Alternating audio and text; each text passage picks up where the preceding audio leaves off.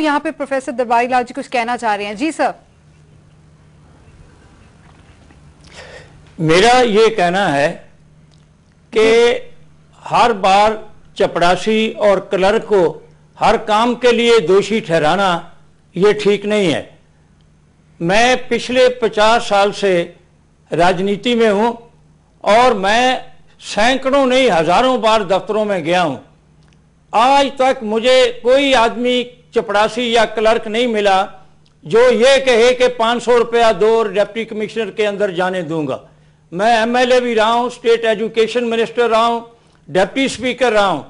ये एक ऐसी धारणा, गलत प्रचार इस मुल्क के अंदर किया जा रहा है कि ये शायद सारा देश ही बेईमानों का है। सर, आप लोग ईमानदारी के साथ इस मुल्क के अंदर आम आदमी गरीब आदमी से जाके आजादी के बाद से लेके आज तक जो डेवलपमेंट हुई है, आप लोग घूमते बड़ी बड़ी गाड़ियों में, कोई ऐसी बात नहीं है। ये नौजवान लोग हैं, इनको मालूम ही नहीं है या ये दफ्तरों में जाते नहीं है। आपकी बात बिल्कुल सही है, हमको मालूम नहीं है, लेकिन आप लोगों ने भी आंखें बंद कर रखी हैं कि आप भ्रष्टाचार देखने को तैयार नहीं है, तैयार नहीं है आप लोग।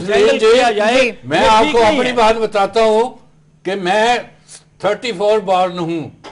मैं भाखड़ा डैम प्रोजेक्ट में क्लर्क भी था जी। मैं वहां क्लर्क भी रहा हूं, मुझे मालूम है क्लर्क की क्या औकात होती है। मैं क्लर्क उस वक्त था जब क्लर्क को 75 रुपीज सैलरी मिलती थी। मुझे तो आज तक वहां भी आकर किसी ने चाय का प्याला नहीं पूछा, पानी का गिलास नहीं पूछा। करना चाहूंगा आपकी बात। और आज महामाई की कृपा है कि आज मैं इस पोजीशन में हूं।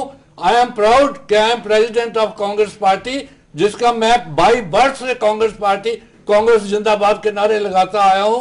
आज भी मुझे 5 रुपए किसी से चंदा लेने के लिए मांगना होता है तो मैं 20 दफा सोचता हूं, कहूं कि ना कहूं, वेदर ही कैन गिव और नॉट। आप क्या बात करते हो क्लर्कों की, चपरासियों की, इतने आप डोंट बी दैट मर्सीलेस। जी अमरजीत जी, हमारे पास और भी मुद्दे हैं बात करने के लिए। अमरजीत जी, मैं छोटी सी बात कह के अपनी बात खत्म करूंगा। जैसे भारती जी ने कहा है कि थाने में जाना पड़ता है और वहां पे उनको पैसे एफआईआर के लिए, आपने कहा आपके पास बहुत से केस आते हैं ऐसे। अगर उस ऑफिसर को पता है थाने वाले लेवल पे कि मेरे ऑफिसर को इस बात का पता चल जाएगा तो मेरे खिलाफ एक्शन लेगा, तो वो उसकी हिम्मत नहीं होगी, क्योंकि वो पैसे नीचे से ऊपर तक जाते हैं, ऐसा सबको पता है, इसलिए वो पैसे लेता है। जब उसको पता है ऊपर वाले ने मेरे को खींच देना है तो फिर उसकी हिम्मत ही नहीं रहेगी। बिल्कुल सही बात आप, और बिना वजह से हम बिल्कुल सही बात, वालों को शेयर एक थानेदार ने एसएसपी को पहुंचा दिया, फिर भाई इसलिए कह रहे हैं। मैं यहाँ पे मैं वापस आऊंगी, मैं यहाँ पे पवन थापर जी को फोन लाइन पे लेना चाहूंगी। पवन थापर जी, अब हम लोकपाल को कॉन्स्टिट्यूशनल जो स्टेटस है उसको वो हासिल होना चाहिए या नहीं, इसके बारे में जानना चाहेंगे। इसके ऊपर हम चाहते हैं कि हमारे पास 5 मिनट बचे हैं, हम उस पर बहस करेंगे। क्या ये स्टैट्यूटरी होना चाहिए या नॉन स्टैट्यूटरी होना चाहिए आपके हिसाब से? स्टैट्यूटरी होना चाहिए। हेलो, हाँ जी, ये स्टैट्यूटरी होना चाहिए। आपने पंजाब में देखा, लोग का आईजी चीफ मिनिस्टर का इन्वेस्टिगेट करने लगा, उसकी ट्रांसफर कर दी। अगर स्टैट्यूटरी नहीं होगा, they will be always under pressure from the government जी। तो इसलिए तो बहुत जरूरी चीज है। लोकपाल इफेक्टिव ही तब होगा जब उसकी कॉन्स्टिट्यूशनल अथॉरिटी होगी, कोई गवर्नमेंट का, जुडिशरी का कोई इंटरफेरेंस नहीं होगा, ओनली जब इट विल बी इफेक्टिव, फिर रिजल्ट्स मिलेंगे। अगर हमारी लोकपाल इफेक्टिव होगा तो ए एंड बी क्लास जो ऑफिसर्स हैं वो अकाउंटेबल होंगे और नीचे तक करप्शन अपने आप विद इन 1 मंथ सारी खत्म हो सकती है अगर ऑफिसर्स हमारे ठीक है जी। तो सबसे जरूरी चीज ये है, इनको सपोर्ट देना, कॉन्स्टिट्यूशनल सपोर्ट देना लोकपाल को, ये सबसे जरूरी है जी। प्रोफेसर दरबारी लाल जी, आपकी राय जानना चाहूंगी इसके बारे में।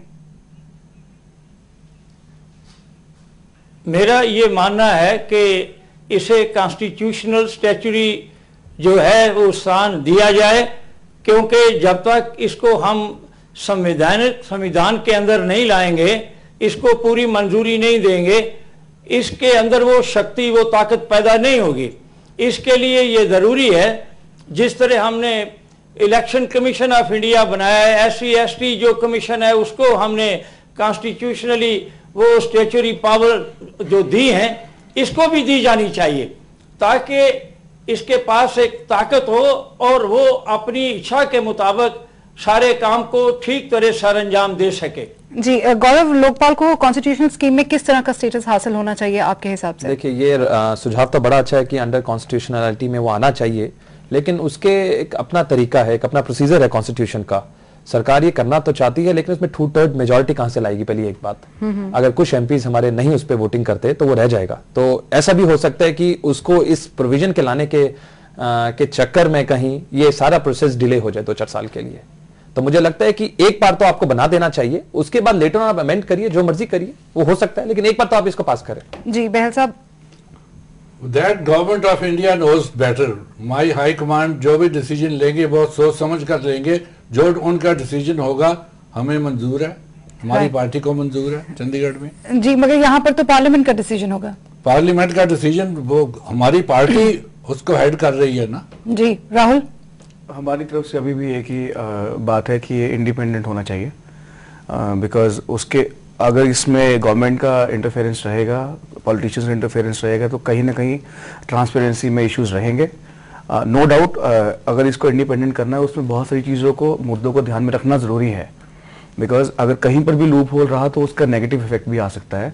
वो म्यूचुअल अंडरस्टैंडिंग जो इंटेलेक्चुअल्स हैं उनके साथ बैठ के बातचीत होनी चाहिए, but then this is to be an independent thought. Right, Amarjeet ji. मैं समझता हूं कि अगर हमारा मन है, बन गया कि भ्रष्टाचार खत्म होना चाहिए, तो मुझे लगता है इसको कॉन्स्टिट्यूशनल बॉडी बनानी चाहिए, ऑटोनमस होना चाहिए और उसको इंडिपेंडेंट काम करने देना चाहिए, और उसमें लोग भी ऐसे ही लगाने चाहिए जो ट्रांसपेरेंसी से काम करें और देश को कुछ रिजल्ट दे पाए। जी थापर जी, आपसे लास्ट सवाल ये पूछना चाहूंगी कि जो लोकपाल बिल है, जो ये ड्राफ्ट आ रहा है, ये कहां तक फेयर है और क्या अन्ना जो है वो रीजनेबल है?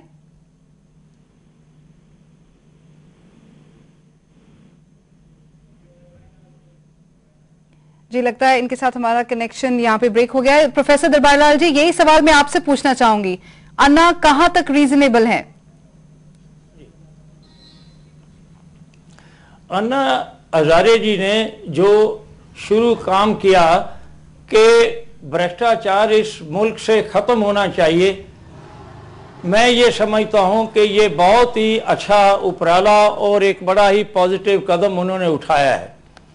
मगर जो तरीका बाद में उन्होंने अपनाया कि गवर्नमेंट को हर समय प्रेशराइज किया जाए, उसके लिए उन्हें विचार करना चाहिए कि कानून बनाने में टाइम लगता है, पार्लियामेंट्री जो सिस्टम है उसका एक अपना प्रोसीजर है, तो जल्दी में कोई भी चीज जो पास की जाती है उसमें कई कमियां रह जाती हैं। सर आपने तो इसके लिए जो हमारे पास आया है इसको पास करना चाहिए। अगर इसमें कोई कमियां रहेंगी तो बाद में इसमें अमेंडमेंट की जा सकती है। जी प्रोफेसर साहब, आपका धन्यवाद इस डिस्कशन में शामिल होने के लिए। जी एक बात कहना चाहूंगा, जैसे कि अभी कहा है डिप्टी स्पीकर साहब ने, ऐसा पहले भी देश में बहुत बारी हुआ है, मैं वकील हूं, मैं जानता हूं कि आपने सुप्रीम कोर्ट के डिसीजन को एक दिन में नलिफाई किया है। आपने पार्लियामेंट बिठाई है, आपने एमपीज बुलाए हैं, वोटिंग कराए हैं और उस ऑर्डर को, सुप्रीम कोर्ट की जजमेंट को आपने नलिफाई कराया।